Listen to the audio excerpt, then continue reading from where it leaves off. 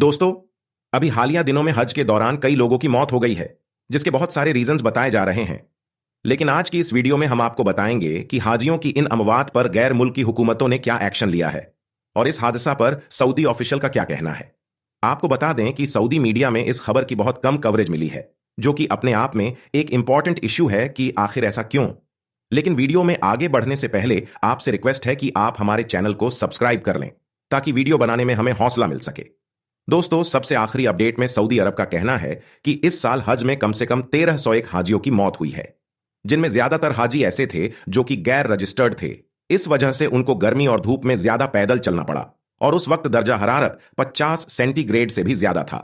Saudi अरब की news agency SPA के मुताबिक हलाक होने वालों में से 3/4 से ज्यादा गैर रजिस्टर्ड हाजी थे, जिनके पास हज परमिट नहीं था, और उन लोगों को इसी वजह से ज्यादा फैसिलिटीज दस्तयाब नहीं थी। और अफसोस की बात यह है कि उन हाजियों की उम्र भी ज्यादा थी और कहीं हाजी बीमार भी थे। इस बात पर सऊदी हेल्थ मिनिस्टर फहद अल जलाजिल का कहना है कि हुकूमत की तरफ से हाजियों को सख्त गर्मी से पैदा होने वाले खतरात से आगाह कर दिया गया था।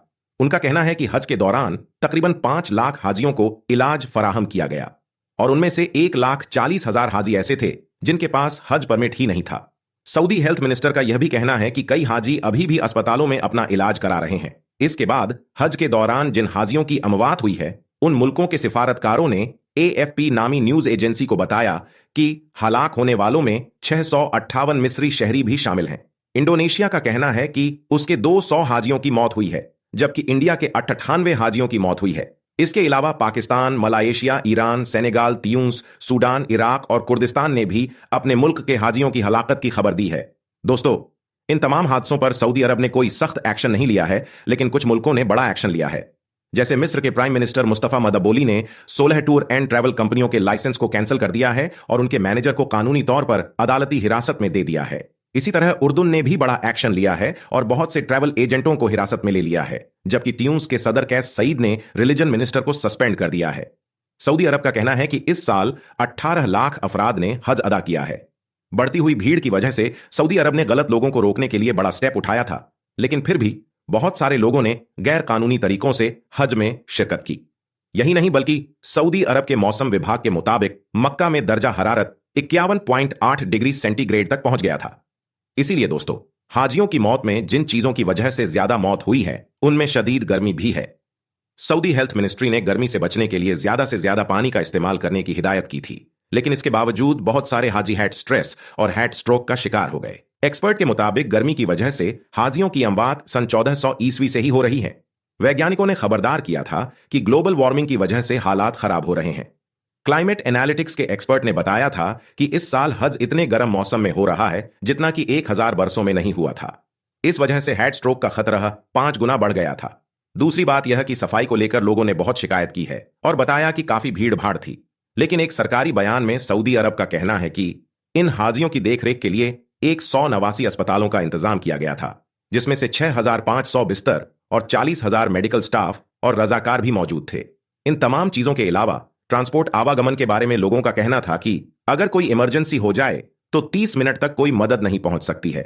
एक तीर्थ यात्री का कहना था कि यह मेरा 18वां हज है और मेरे तजर्बे के मुताबिक सऊदी कंट्रोलर हैं, सहूलतकार नहीं। वह कंट्रोल करते हैं लेकिन मदद नहीं करते हैं। और हैरत की बात यह है कि हाजियों को 15 किलोमीटर तक पैदल चलना पड़ा और पानी ना होने की वजह से कई हाजियों की मौत भी हो गई।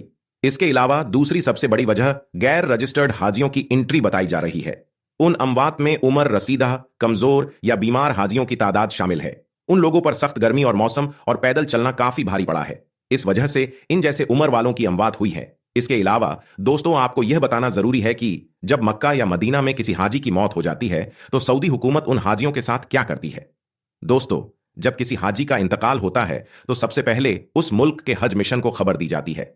फिर वो कलाई बैंड या गले में लटकी हुई ID कार्ड को देखकर मैयत की तस्दीक करता है। उसके बाद सऊदी हुकूमत डेथ सर्टिफिकेट इशू करती है। फिर मैयत को गुस्ल के बाद सऊदी हुकूमत की तरफ से नाश को फ्रीजर में ट्रांसफर कर दिया जाता है, जिसका खर्च खुद सऊदी हुकूमत अदा करती है। इसके बाद मस्जिद हराम में नमाज अदा की जाती है और कब्रिस्तान में तदफीन कर दी जाती है। और यह रिकॉर्ड कब्रिस्तान के रजिस्टर में दर्ज रहता है कि कहां पर कब्र मौजूद है, और अगर कोई रिश्तेदार चाहे तो उसकी जियारत कर सकता है। दोस्तों, आप इसके बारे में क्या कहना चाहेंगे? साथ में चैनल को जरूर सब्सक्राइब करें।